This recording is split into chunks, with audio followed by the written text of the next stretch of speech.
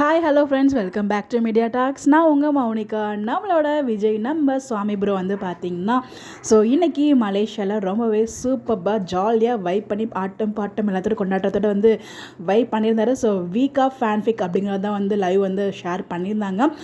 Fan pages வந்து already உங்களுக்கு update கொடுத்துருந்தேன். வேறு லெவல் வைப்பு சொல்ல வார்த்தையே இல்லை. பட் இதில் முக்கியமான விஷயம் இந்த வீடியோ எதுக்காக அப்படின்னு பார்த்தீங்கன்னா ஒரே ஒரு நாள் தான், இன்றைக்கி ஒரு நாள் மட்டும் தான் நம்ம விஜய் வந்து பார்த்திங்கன்னா எம்என் ஷூட்டிங்கில் வந்து இல்லை.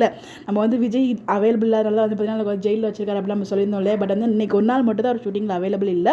நாளைக்கே அவர் ஷூட்டிங்கில் ஜாயின் பண்ணுவார். அதேமே வந்து பார்த்திங்கன்னா அங்கே பேசும்போது சொல்லியிருப்பாரு, கிஃப்ட் எதுவும் எனக்கு கொடுக்காதீங்க, நான் வந்து எடுத்துகிட்டு போக முடியாது, நான் ஸ்ட்ரைட்டாக ஷூட்டிங் வேறு போகணும். அங்கே வந்து ரொம்ப சீக்கிரமாகவே அவர் கிளம்புனதுக்கு காரணமும் அதுதான்.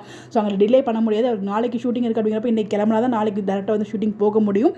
அதனால தான் வந்து பார்த்திங்கன்னா அவர் வந்து இவ்வளோ ஃபாஸ்ட்டாக அங்கே அந்த எக்ஸ்போல இந்தமாதிரி கிளம்புனதுக்கு காரணம் அதுதான். ஒரே ஒரு நாள் மட்டும் தான் அவர் பிரேக் எடுத்திருக்காரு. பாருங்கள் எந்த லெவலுக்கு வந்து பார்த்திங்கன்னா ஒரு ஆர்டிஸ்ட் வந்து அவரோட இதில் ஒரு அவ்வளோ அனுபவிச்சிருக்காரு அப்படின்னு சொல்லிட்டு வந்து அதே மாதிரி வந்து பார்த்திங்கன்னா நாளைக்கு நம்ம ஷூட்டிங்க்கு வந்துடுவார் விஜய்.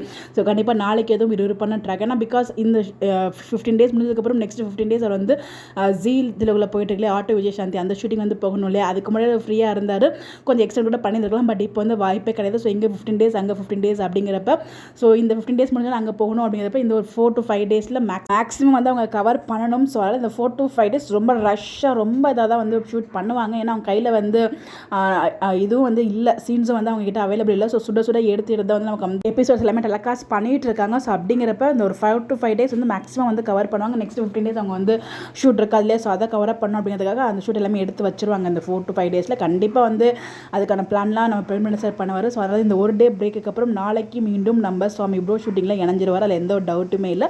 நாளைக்கு ஏதாவது அப்டேட்ஸ் கிடைக்குதா, சுவாமி ப்ரோ கிட்ட இந்த இண்டிவிஜுவலாவோ இல்லை வந்து ஷூட்டிங் ஸ்பாட்லேருந்து அப்டேட்ஸ் கிடைச்சாலும் கண்டிப்பாக நான் அதை ஷேர் பண்ணேன். நான் ரொம்ப எக்ஸைட் பண்ணிட்டு இருக்கேன் நாளைக்கு என்ன ஷூட் பண்ணுவாங்க அப்படின்னு சொல்லிட்டு பார்ப்போம். உங்களுடைய கருத்துக்கள் கமெண்ட்டில் சொல்லுங்கள். Bye by.